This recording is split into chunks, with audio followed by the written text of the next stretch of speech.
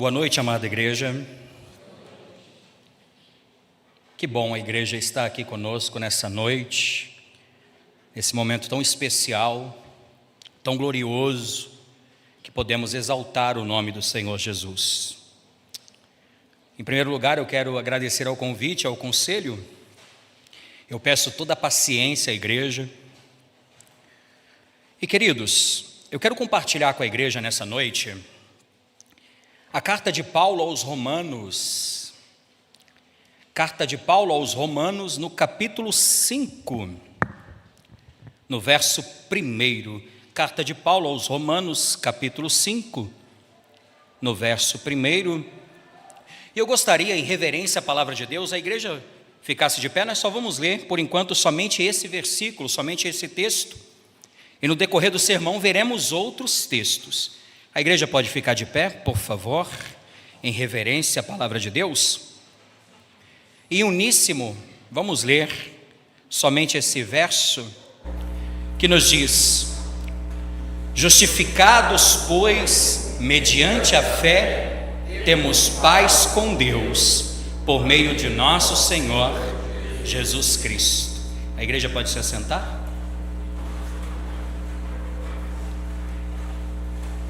E queridos, eu quero trabalhar com o tema a glória do Deus justo na justificação de um povo injusto. A glória do Deus justo na justificação de um povo injusto. E queridos, iremos trabalhar com uma pequena introdução e em seguida veremos 3 pontos extremamente importantes para nossa reflexão. E para finalizar, 3 aplicações. E amados, a palavra justificação significa ser declarado justo. E queridos, essa palavra, ela é um termo jurídico que se refere ao veredito de um juiz. E queridos, entendam, quando Deus nos justifica, Ele nos declara totalmente inocentes diante da sua lei, mesmo sendo nós culpados. E agora, queridos, aqui está a pergunta central do Evangelho. Mas como isso é possível? Como Deus justo, santo, reto, pode justificar pecadores injustos, blasfemos, irreverentes e permanecer justo? Como Deus justo pode justificar pecadores injustos e permanecer justos? E queridos, vamos ler alguns textos que nos trazem algumas indagações acerca desse assunto. E, em primeiro lugar, veremos Provérbios capítulo 17, a igreja acompanhe. E em segundo lugar, veremos também Êxodo no capítulo 34, nos versos 6 e 7. Primeiro, Provérbios capítulo 17, no verso 15, que nos diz: o que justifica o perverso e o que condena o justo, abomináveis são para o Senhor, tanto um como o outro. O que justifica o perverso e o que condena o justo, abomináveis são para o Senhor, tanto um como o outro. E agora, Êxodo capítulo 34. Êxodo capítulo 34, nos versos 6 e 7. Acompanhe comigo, que nos diz: e passando o Senhor por diante dele, clamou: Senhor, Senhor, Deus compassivo, clemente e longânimo, e grande em misericórdia e fidelidade, que guarda a misericórdia em 1000 gerações, e que perdoa a iniquidade, a transgressão e o pecado, ainda que não inocenta o culpado. Igreja, perceba, Deus perdoa a iniquidade, a transgressão e o pecado, ainda que não inocenta o culpado. Deus perdoa, porém não inocenta o culpado. E continuando: e que visita a iniquidade dos pais nos filhos e nos filhos dos filhos, até a terceira e quarta geração. Queridos, escute. Aqui está o grande problema das Escrituras. Por quê, queridos? Porque o Deus justo não pode nos perdoar. O Deus justo não pode nos justificar. O Deus justo, queridos, não pode cobrir os nossos pecados. Por quê, queridos?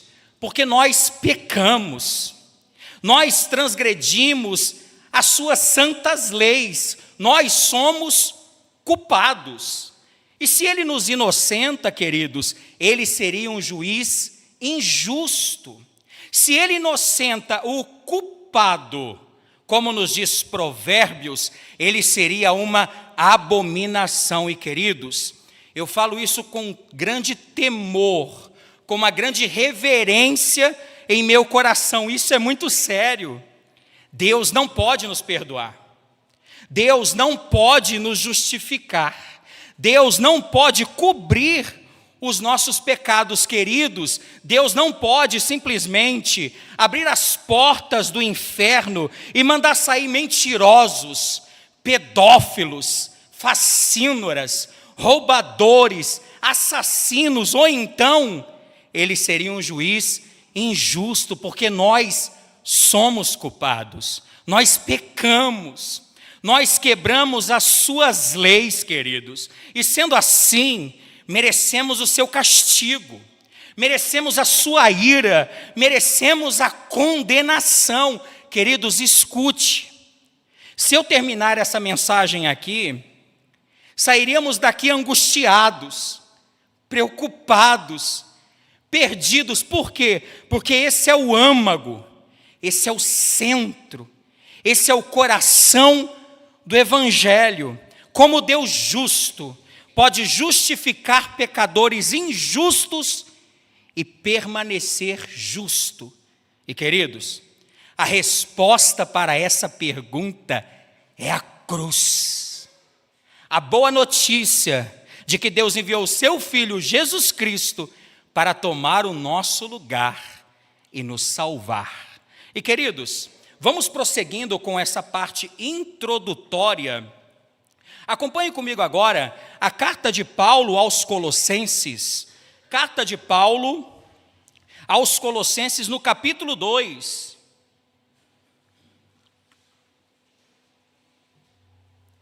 Carta de Paulo aos Colossenses no capítulo 2, nos versos 13 a 15. Colossenses 2, 13 a 15, que nos diz: E a vós outros, que estáveis mortos pelas vossas transgressões e pela incircuncisão da vossa carne, vos deu vida juntamente com ele, perdoando todos os nossos delitos, e tendo cancelado o escrito de dívida que era contra nós, e que constava de ordenanças, o qual nos era prejudicial, removeu inteiramente, encravando na cruz, e despojando os principados e as potestades, publicamente os expôs ao desprezo, triunfando deles na cruz. Queridos, a doutrina da justificação é o coração da Bíblia.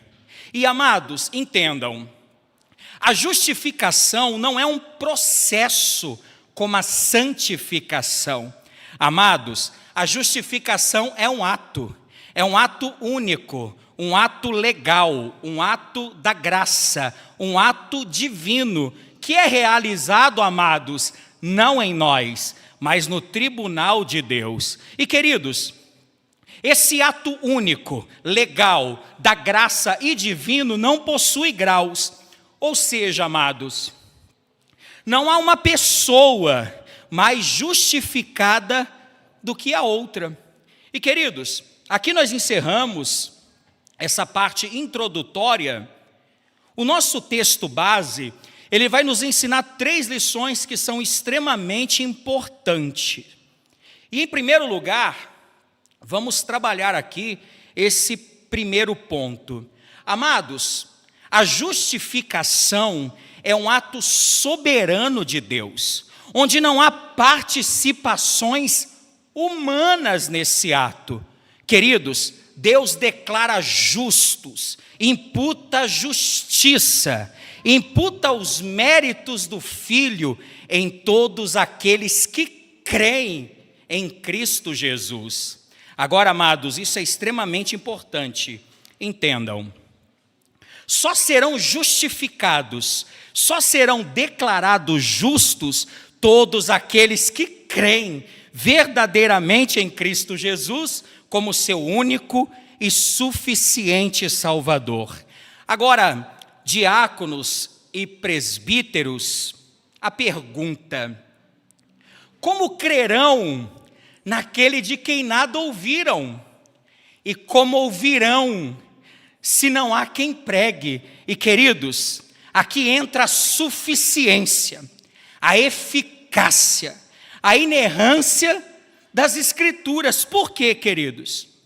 Porque o crer, a fé, segundo as Escrituras, nasce por meio do ouvir a pregação do Santo Evangelho sobre a obra e a pessoa de Cristo Jesus. Acompanhe comigo Romanos, capítulo 1, nos versos 16 e 17. Romanos, capítulo 1, nos versos 16 e 17, que nos diz: pois não me envergonho do Evangelho. Por quê, queridos?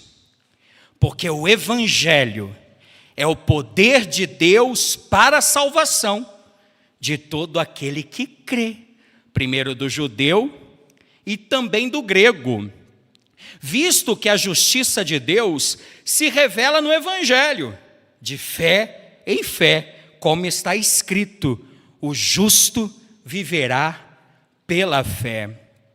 E amados, isso nos sugere, isso nos mostra que a pregação do Evangelho santo, sacro, por meio da atuação, da graça, do poder do Espírito Santo, haverá iluminação, haverá entendimento no coração e na mente do pecador, e Cristo o salvará. Sendo assim, amados, como igreja que ouviu o Evangelho de Cristo Jesus para a sua salvação, devemos pregar, devemos anunciar, devemos falar sobre Cristo por meio da pregação, da exposição do Evangelho.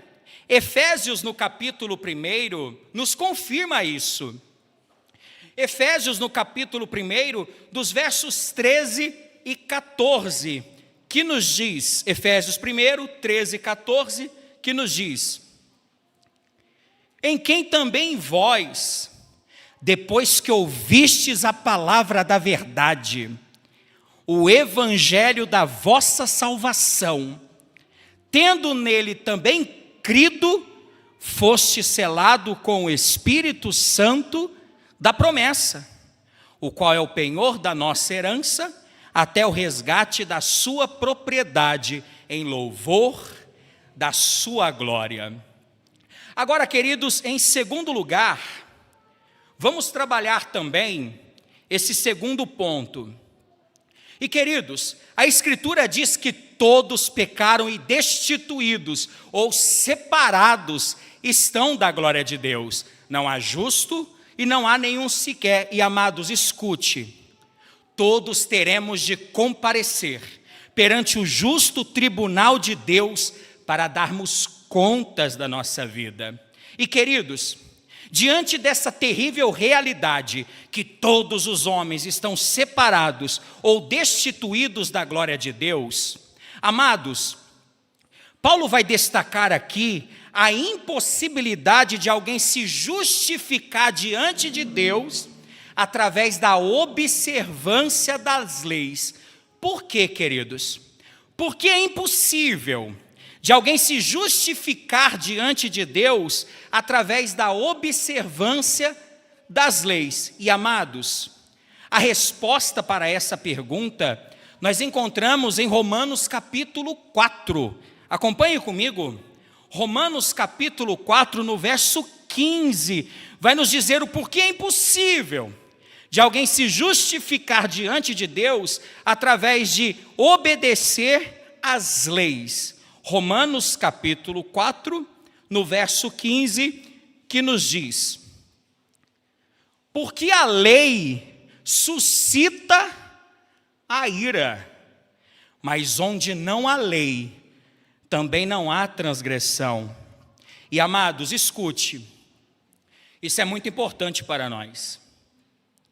Paulo ressalta aqui que ninguém pode alcançar a perfeição necessária para estar em comunhão com Deus por meio da obediência à lei, porque ele diz que a lei suscita ira, não é isso?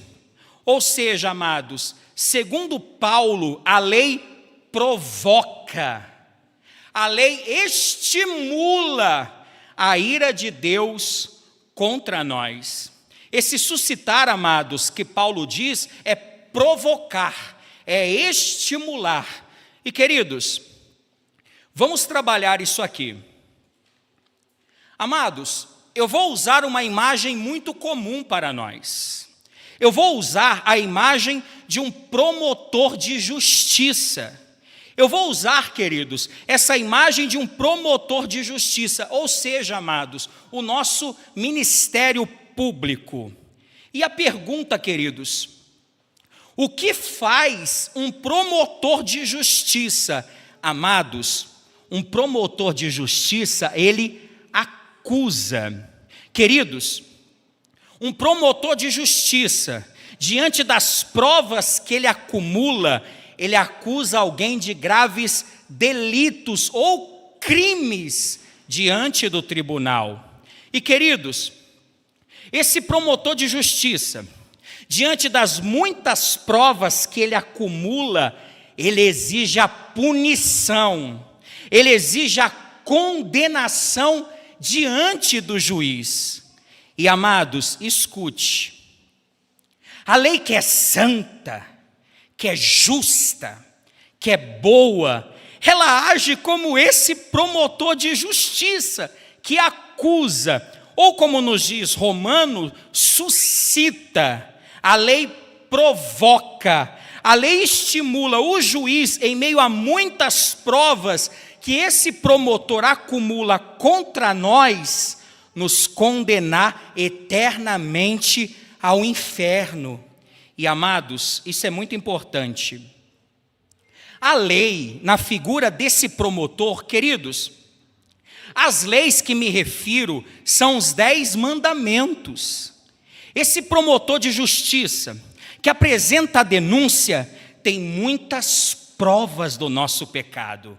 Ou seja, amados, não são uma prova do nosso pecado, não são 2 provas do nosso pecado, são dezenas, são centenas, são milhares de provas diante do juiz.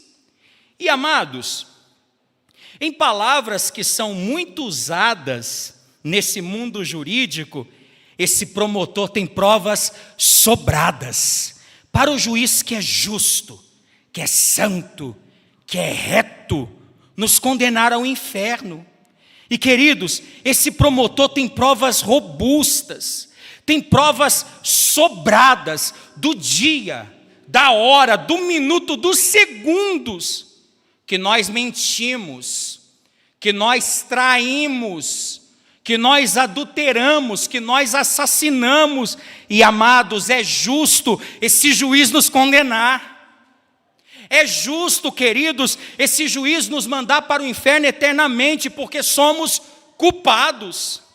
Nós adulteramos, nós odiamos, nós assassinamos, nós mentimos, e esse juiz não pode nos inocentar.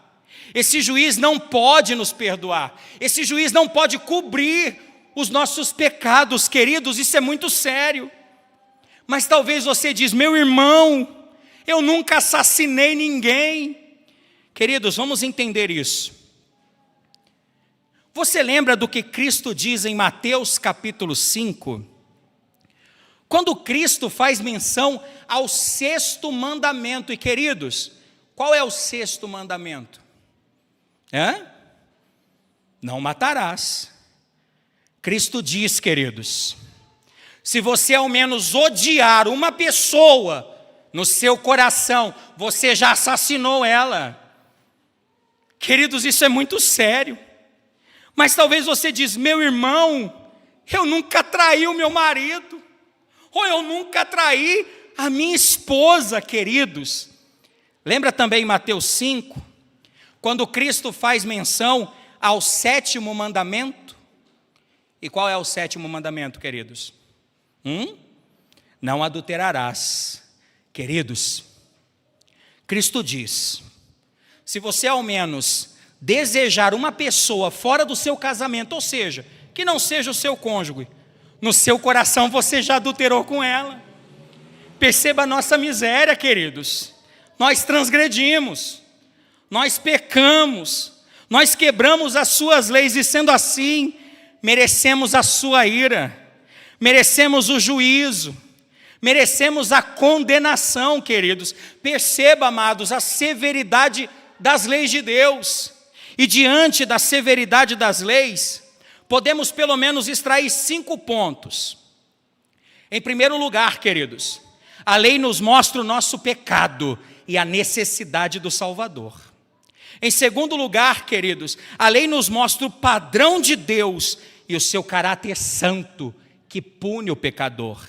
Em terceiro lugar, queridos, a lei não pode nos salvar. Em quarto lugar, queridos, a lei não pode nos justificar. E em quinto lugar, queridos, a lei não pode nos dar a vida. Por quê? Porque salvar, justificar e dar a vida, somente Cristo é que pode fazer isso. Amados, a justificação é um ato soberano de Deus. Não há méritos humanos nesse ato. Só Deus pode justificar você. Só Deus pode justificar a mim. E queridos, Romanos capítulo 3, dos versos 21 ao 26, vai nos confirmar isso. Acompanhe comigo. Romanos capítulo 3, dos versos 21 ao 26.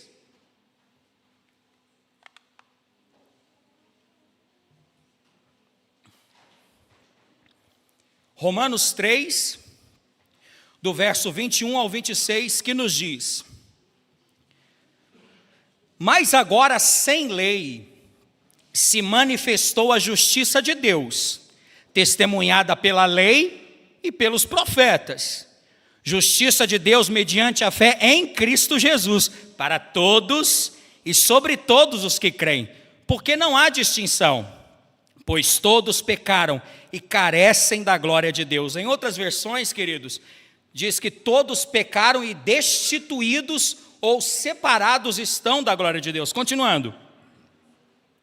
E sendo justificados gratuitamente por sua graça, mediante a redenção que há em Cristo Jesus, a quem Deus propôs no seu sangue, como propiciação mediante a fé, para manifestar a sua justiça, por ter Deus na sua tolerância, deixados impunes os pecados anteriormente cometidos, tendo em vista a manifestação da sua justiça no tempo presente, para ele mesmo ser justo e o justificador daqueles que têm fé em Jesus.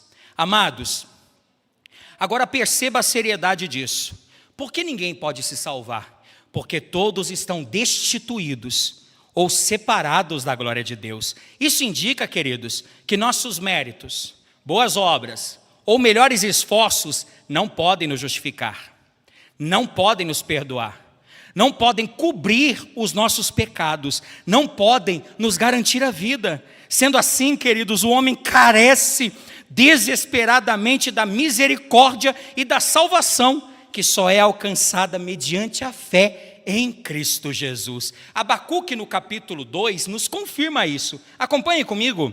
Abacuque no capítulo 2, no verso 4. Abacuque 2, 4, que nos diz: eis o soberbo, a sua alma não é reta nele, mas o justo viverá pela sua fé. E queridos, escute, isso é muito sério. Quando todos comparecerem ao tribunal de Deus, seremos julgados por pelo menos 4 critérios: pelas nossas palavras, pelas nossas obras, pelas nossas omissões e pelos nossos pensamentos. E o padrão requerido no tribunal de Deus, queridos, é a perfeição. E em nenhum desses critérios somos perfeitos, nem em palavras, nem em pensamentos e nem em obras. E amados, eu quero trabalhar com a igreja alguns desses critérios que serão julgados no grande dia do Senhor no seu tribunal. E o primeiro critério que iremos trabalhar, que será julgado no grande dia do Senhor, serão nossas palavras. Acompanhe comigo Mateus capítulo 12. Evangelho de Mateus, capítulo 12, no verso 36. Mateus 12, 36, que nos diz: E digo-vos que toda palavra frívola que proferirem os homens, dela darão conta no dia do juízo. E agora a pergunta, queridos: você já proferiu algum xingamento? Você já xingou alguém? Você já insultou alguém com suas palavras? Você já contou alguma mentira? Toda palavra frívola que saiu da nossa boca, daremos conta a Deus no dia do juízo. E queridos, por nossas palavras seremos condenados. O segundo critério que iremos trabalhar serão nossas obras. O primeiro, as palavras. O segundo, as nossas obras. Acompanhe comigo também Eclesiastes no capítulo 12. Eclesiastes no capítulo 12, no verso 14. Eclesiastes 12, 14, que nos diz: porque Deus há de trazer a juízo todas as obras, até as que estão escondidas, quer sejam boas, quer sejam más. Queridos, e a pergunta: você já ocultou fazer o que era ilícito diante dos homens? Daí para ninguém ver, você fez na escuridão do seu quarto. Queridos, escute: Deus viu, pois as trevas e a luz para Deus são a mesma coisa. A lei viu, e a lei tem o dia, a hora, o minuto que você fez esse ato. Tentou esconder de todos, mas não escondeu de Deus. Queridos, Deus vai trazer a juízo, vai trazer à luz todas as nossas obras. Agora o terceiro critério, queridos, que será julgado no grande dia do Senhor, será por nossas omissões. Acompanhe comigo também o Evangelho de Mateus, capítulo 25, o primeiro critério, nossas palavras; o segundo critério, nossas obras; o terceiro critério, as nossas omissões. Evangelho de Mateus, capítulo 25, dos versos 41 ao 46. Mateus 25, 41 ao 46, que nos diz: então o rei dirá também aos que estiverem à sua esquerda: apartai-vos de mim, malditos, para o fogo eterno, preparado aos diabo e seus anjos. Por quê, queridos? Porque tive fome e não me deste de comer, tive sede e não me deste de beber, sendo forasteiro não me hospedaste, estando nu não me vestistes, achando-me enfermo e preso não foste ver-me. E eles lhe perguntarão: Senhor, quando foi que te vimos com fome, com sede, forasteiro, nu, enfermo ou preso, e não te assistimos? Então lhes responderá: em verdade vos digo que sempre que o deixaste de fazer a um destes mais pequenino, a mim o deixaste de fazer. Irão estes para o castigo eterno, porém os justos para a vida eterna. Queridos, agora a pergunta: você já omitiu socorro a alguém? Você já deixou de ajudar algum necessitado, mesmo tendo como fazê-lo? Queridos, isso é muito sério. Seremos condenados por não cumprir o segundo mandamento. E qual é o segundo mandamento, queridos? Amarás o teu próximo como a ti mesmo. Agora, o quarto e último critério, queridos, que veremos nessa noite, a ser julgado no grande dia do Senhor, serão nossos pensamentos, desejos e segredos do coração. Acompanhe comigo também Romanos capítulo 2. Carta de Paulo aos Romanos capítulo 2, no verso 16. Queridos, isso é muito sério. Romanos 2,16, que nos diz: no dia em que Deus, por meio de Cristo Jesus, julgar os segredos dos homens, de conformidade com o meu evangelho. Queridos, escute. Esse é o único tribunal que tem poder para julgar foro íntimo, nossos desejos, tudo o que você já desejou,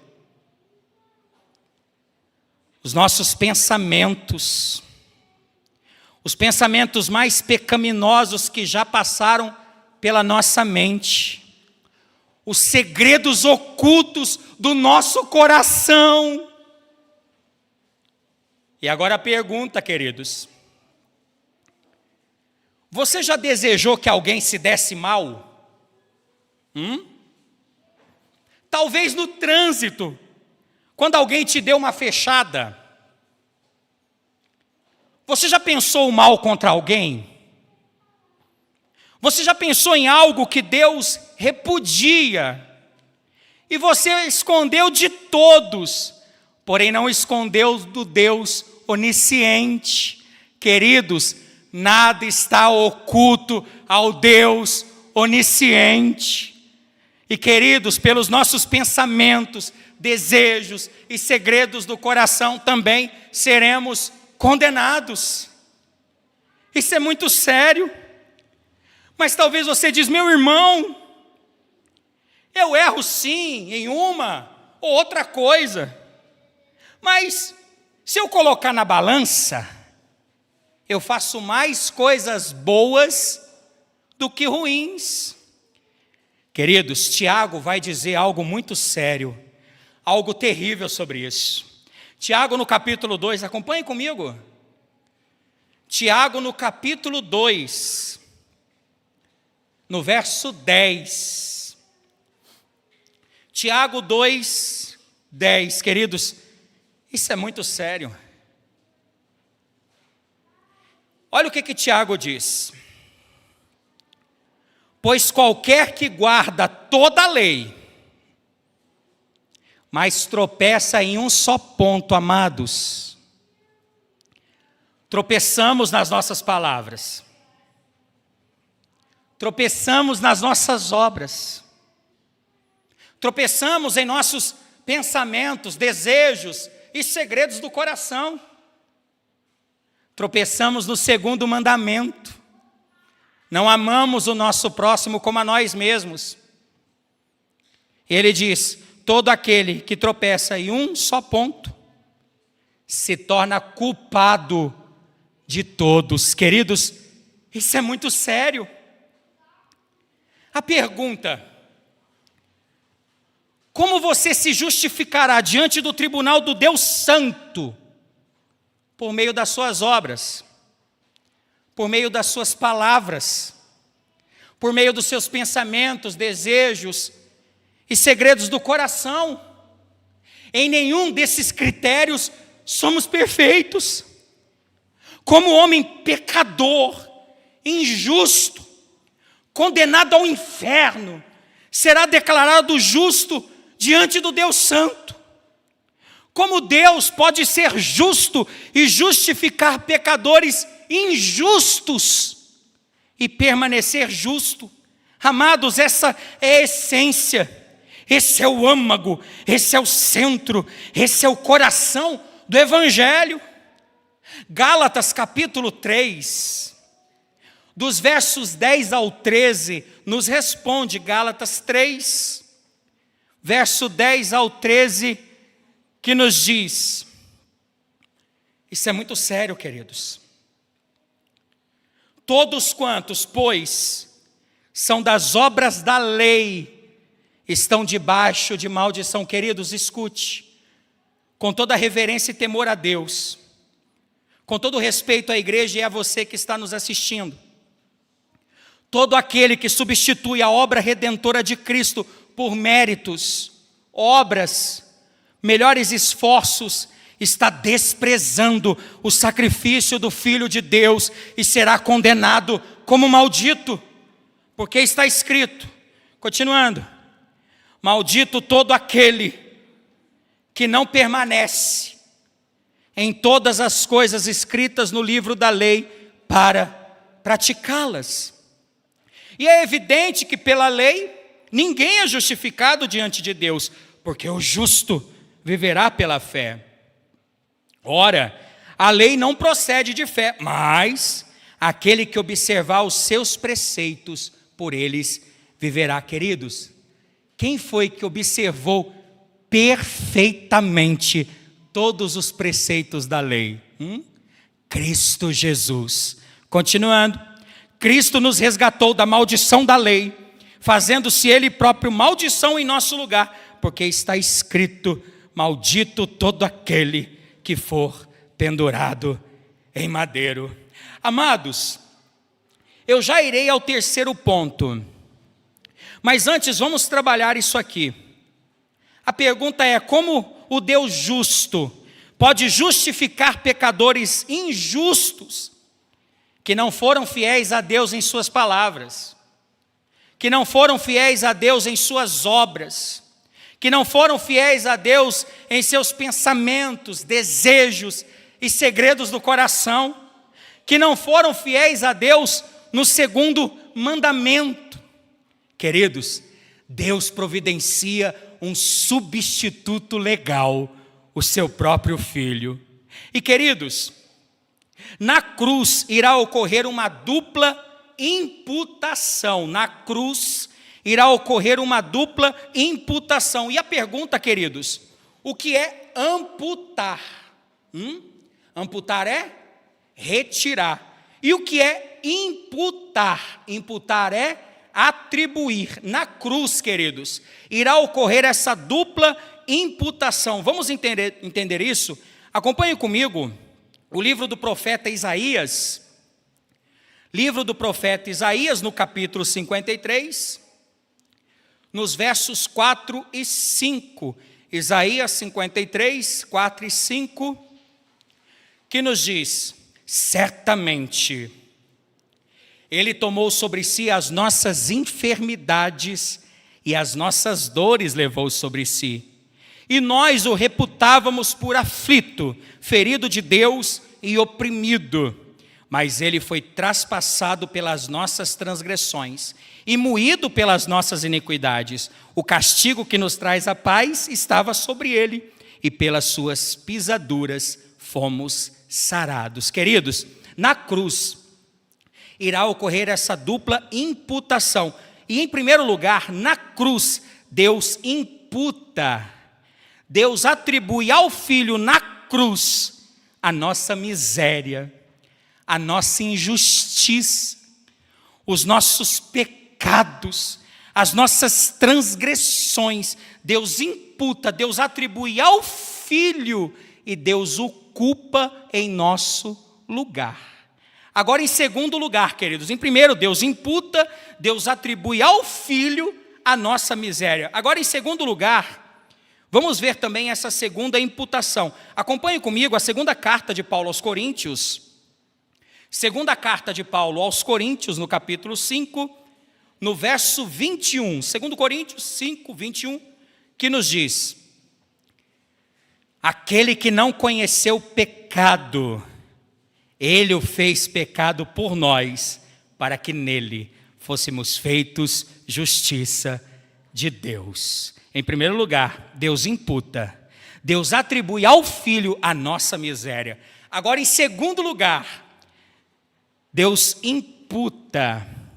Deus atribui a nós, a todo aquele que creu no seu Filho, a sua justiça, a sua retidão, os seus méritos, a vitória do seu Filho são creditados a nós, são colocados em nossa conta, e assim estamos quites com a sua lei, estamos quites com a sua justiça, pelos méritos do Filho Cristo Jesus. Salmos capítulo 32, queridos, nos confirma isso. Salmos capítulo 32, nos versos 1 e 2, acompanhe comigo.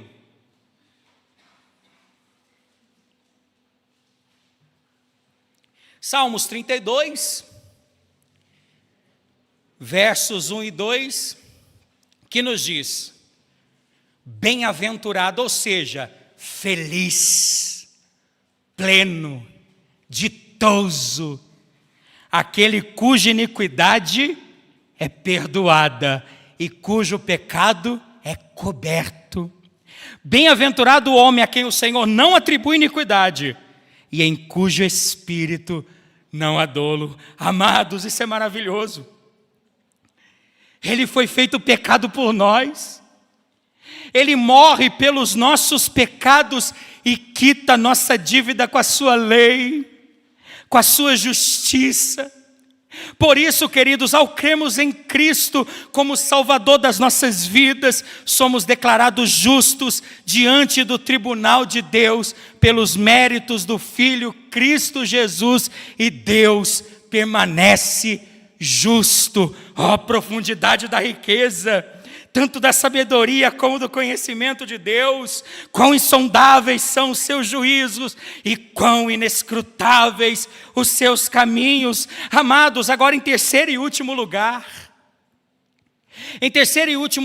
como resultado da justificação, temos paz com Deus. Queridos, Paulo está falando aqui de uma paz atual, uma paz presente. Justificados, pois, mediante a fé, temos paz com Deus. Queridos, Paulo não está falando de uma paz futura, não. Justificados, pois, mediante a fé, teremos paz com Deus, não, queridos. Paulo está dizendo que a partir desse momento, do momento que você creu em Cristo como seu Salvador, no momento que você foi declarado justo no tribunal de Deus, você tem paz com Deus. Queridos, Paulo está tratando aqui da nossa atual relação com Deus. Por que atual relação com Deus? Queridos, estávamos em guerra contra o Deus santo e justo. Éramos seus inimigos. Nós quebramos a lei de Deus com nossos pecados, amados. O homem já nasce conhecendo o pecado. Ele mente, ele rouba, ele trai, ele blasfema, ele se prostitui, ele adultera, ele odeia, ele mata. E todo pecado, queridos, é um ato deliberado de guerra contra Deus. Por isso, queridos, é justo Deus nos punir.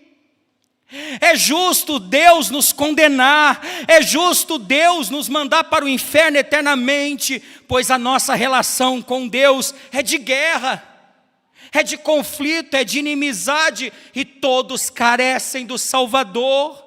Por isso, queridos, é urgente para nós, é urgente que examinemos as nossas mentes e nossos corações, identifiquemos nossa miséria, identifiquemos os nossos pecados e nos entregamos a Cristo. Confie em Cristo, queridos, confesse seus pecados, se arrependa de todos eles, para que você seja justificado de todos os seus pecados, para que você tenha paz com Deus e tenha acesso ao seu trono. E assim, queridos, crendo em Cristo, você será declarado justo no tribunal de Deus. Gênesis capítulo 15 nos confirma isso, acompanhe comigo. Gênesis no capítulo 15, no verso 6, que nos diz: e ele creu no Senhor, e isso lhe foi imputado, isso lhe foi atribuído, isso lhe foi creditado para a justiça. E agora, queridos, não há mais guerra com Deus, não há mais inimizade, não há mais conflito. Deus não está mais irado contra nós, porque em Cristo fomos declarados justos diante da sua lei, como se nunca tivéssemos cometido esses pecados. E agora, reconciliados com Deus, temos acesso a Deus e podemos desfrutar da plena comunhão com Deus.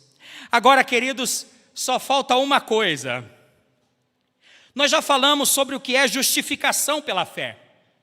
Já falamos também sobre a suficiência das Escrituras e a iluminação do Espírito Santo. Já falamos sobre a dupla imputação.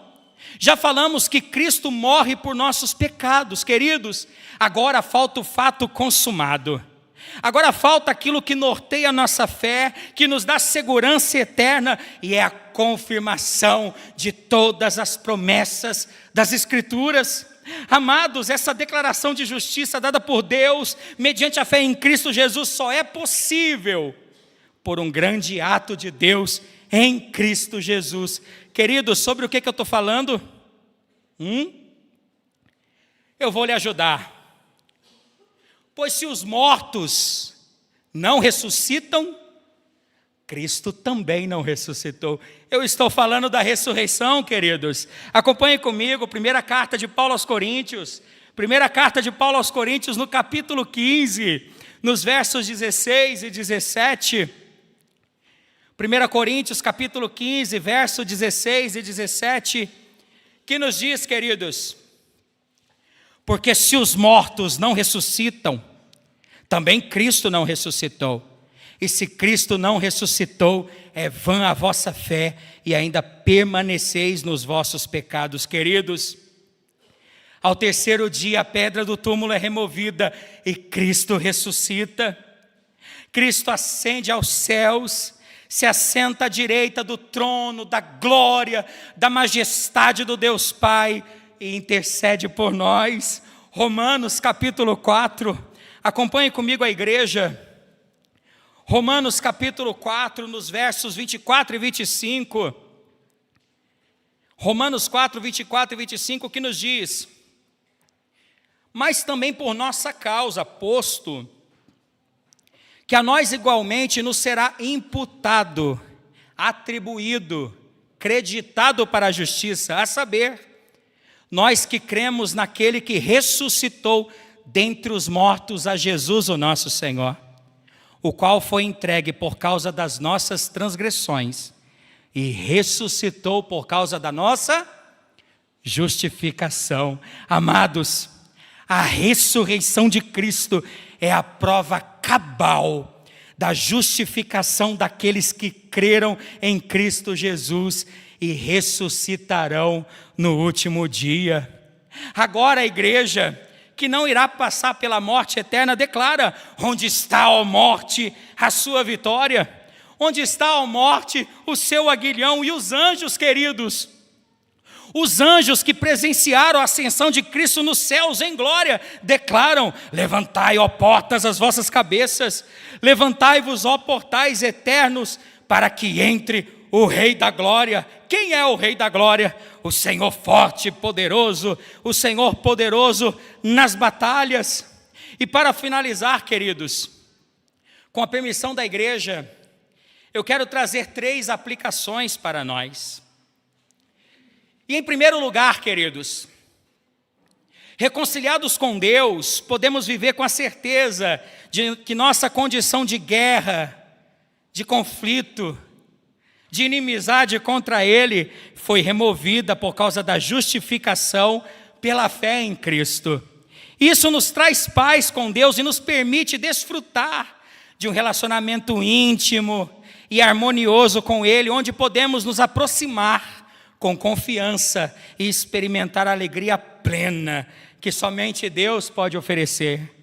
E em segundo lugar, queridos, a certeza de que por meio de Cristo temos acesso direto a Deus nos incentiva a abandonar o medo, a culpa, sabendo que o nosso acesso a Deus foi restaurado.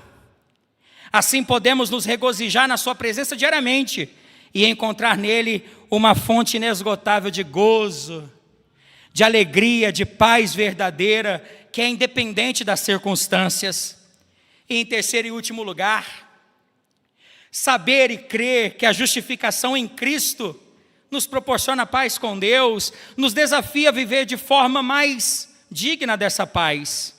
O nosso relacionamento com Deus não é mais de conflito, não é mais de inimizade, não é mais de guerra, mas de amor, de comunhão, onde podemos experimentar esse gozo e essa alegria completa que vem estar de harmonia com o Criador e refletir esse contentamento em nossas atitudes e testemunho cristão. Sendo assim, queridos, méritos, boas obras, melhores esforços não podem nos justificar, não podem nos salvar diante do tribunal de Deus. Somente a fé em Cristo Jesus, pois assim como nos diz a Escritura, justificados, pois, mediante a fé, temos paz com Deus por meio de nosso Senhor Jesus Cristo. E aqui está, queridos, a glória do Deus justo na justificação de um povo injusto. Que Deus tenha misericórdia de nós, que Deus abençoe a igreja. Amém, queridos.